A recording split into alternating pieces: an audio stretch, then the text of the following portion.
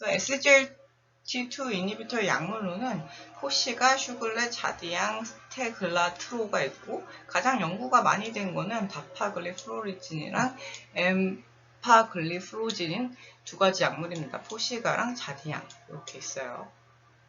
오늘은 핫한 약이죠. SGL2 저해제에 대해서 알아보도록 하겠습니다. SGL2라는 거는 소듐 글루코스 트랜스포트 프로틴이라고 소듐 글루코즈, 나트륨과 글루코즈의 수송에 관여하는 단백질이고요. 역할은 신장에서 포도당의 재흡수를 촉진하는 그런 단백질입니다. 그런데 그거를 이제 막아주는 거예요. 그러면 포도당이 그냥 신장으로 배출이 되겠죠. 그러면서 혈류에 있어야 될 포도당이 신장 밖으로 빠져나가니까 혈당이 줄어드는 그런 양리기전을 가지고 있는 약입니다. 이 SGL2를 억제하면 신장에서 당 흡수가 억제되고 당이 소변으로 배설되게끔 해서 혈당을 저하하는 그런 메커니즘을 갖고 있다고 보시면 되겠습니다. SGLT2 저해제 장단점에 대해서 살펴보도록 하겠습니다. 이 약물의 장점은 저혈당의 위험이 적고 체중을 증가시키지 않습니다. 오히려 체중을 감소하는 효과를 기대해 볼 수 있겠고 또 심혈관계 질환 예방 효과가 우수하다고 알려져 있습니다. 또 이건 최근에 굉장히 핫한 이슈인데 신부전에 좋은 영향을 주고 있고 또 신장 보호 효과도 있었다고 합니다. 그래서 신부전 환자와 신장 질환 환자의 사망률을 감소시켰다는 보고가 있습니다. 또 당화혈색소 측면에 있어서는 0.5에서 1% 정도 감량하는 효과가 있다고 합니다. 부작용으로는 소변량이 증가합니다. 그리고 요로 감염, 생식기 감염의 위험성이 증가합니다. 이유를 생각해 보시면 이 약의 양리기전이 소변으로 당을 배출하는 그런 기전이잖아요. 그러니까 소변에 아무래도 영양분이 많겠죠. 그러니까 감염의 위험성이 증가하고 이 때문에 환자분들이 처음에 당뇨약으로 출시되었을 때는 이 약을 그렇게 선호하지 않았다고 해요. 근데 지금 약을 쓰고 보니까 심혈관계 질환 예방 효과가 좋거든요. 그리고 신부전과 신장 보호 효과도 있고 그러니까 최근에는 이 약을 좀 적극적으로 써보자라는 게 최근의 흐름이고 또 이 약에 주의하셔야 될 점은 케톤산증의 위험이 있습니다. 그래서 수술하시기 전 3, 4일 전에는 중단을 해야 되는 약이고요. 투석 환자는 사용이 금기됩니다. 그러니까 그냥 신장 질환 자한테 쓸 수 있는데 아예 신장의 기능이 상실되어서 투석을 하셔야 되는 그런 환자들한테는 사용이 금기되어 있죠. 그래서 보시는 이 그래프는 2020년에 NEJM이라는 굉장히 유명한 학술지에 실린 그래프인데요.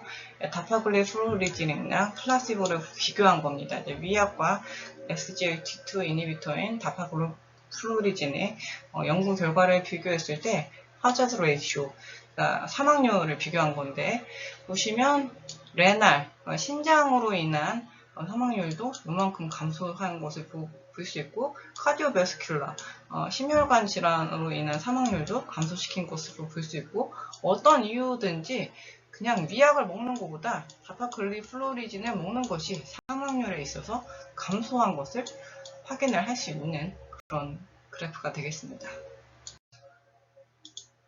개정된 2023년 당뇨병 가이드라인, 치료한 가이드라인을 보면 SGL2 저해제의 위상을 확인을 할 수가 있는데요. 2형 당뇨병을 진단을 받고 죽상 경화 심혈관 질환, 신부전, 만성 신질환이 동반되어 있다면 SGLT2를 첫 번째 치료 옵션으로 고려하도록 이렇게 권장하고 있습니다. 그래서 요거를 지금 여러가지 SGLT2 이니비터 약물들이 있는데 가장 연구가 많이 되고 또 처음 나온 게 포시가 다파글리플로진이거든요. 여기 보시면 적응증이 제2형 당뇨병도 있고 그 다음에 만성 신부전, 만성 신장병 이렇게 세 가지 적응증을 획득을 했습니다. 그래서 신부전 환자의 약물 치료 지침을 보시면 2020년판인데요. 1차 표준 치료로 SGLT2 억제제가 등장한 것을 확인할 수 있겠습니다. 가이드라인을 확인을 하시면 과거와 현재와 비교했을 때 훨씬 지금 기준이 완화되어 있는 것을 볼 수 있습니다. 과거만 하더라도 SGLT2 이니비터들은 신부전 환자한테서 쓰지 않도록 권장이 되었었는데 최근에 다파글리플로리진이라든지 엠파글리플로진 같은 경우에는 제한적으로 사용을 할 수 있게끔 가이드라인이 변화한 것을 볼 수 있습니다. 그래서 SGLT2 이니비터의 약물로는 포시가, 슈글렛, 자디앙, 스테글라트로가 있고 가장 연구가 많이 된 거는 다파글리플로리진이랑 엠파글리플로진 두 가지 약물입니다. 포시가랑 자디앙 이렇게 있어요.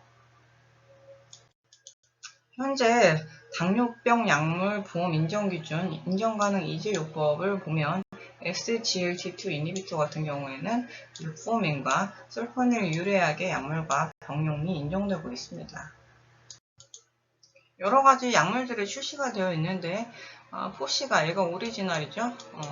5mm와 10mm가 있고 둘 중에서는 10mm를 좀 더 많이 씁니다. 그래서 이 약물과 다파글리플로리진과 메포민과의 복합제들도 출시가 되고 있고 밑에 있는 큐턴이라는 약물은 다파글리플로리진과 saksagliptin이 같이 되어 있는 복합제입니다. 그래서 아까 인정 가능 2제요법에 대해서 말씀드렸는데 인정 가능 3제요법도 있어요. 메포민이랑 그다음에 SGLT2 이니비터랑 그다음에 DPP4 이니비터 이렇게 세 가지 약물을 같이 쓰는 것도 인정되고 있거든요. 당뇨가 잘 조절되지 않는 경우에 그런 케이스를 위해서 이제 등장한 약물이고 또 아까 말씀드렸다시피 SGLT2 이니비터와 설포닐 유레아가 병용요법이 인정된다고 했잖아요. 그래서 이제 포시가의 특허권이 만료되어 있기 때문에 여러 가지 제네릭들도 출시되고 있는데 이제 포시가 성분에다가 글리메프라이드를 복합한 이런 약물도 나오고 있습니다. 지금까지 SGLT2 이니비터 약물들에 대해서 알아보았는데 많은 도움이 되셨으면 좋겠습니다. 약사 아줌마 야함 많이 사랑해주시고 구독, 좋아요 눌러주세요. 감사합니다.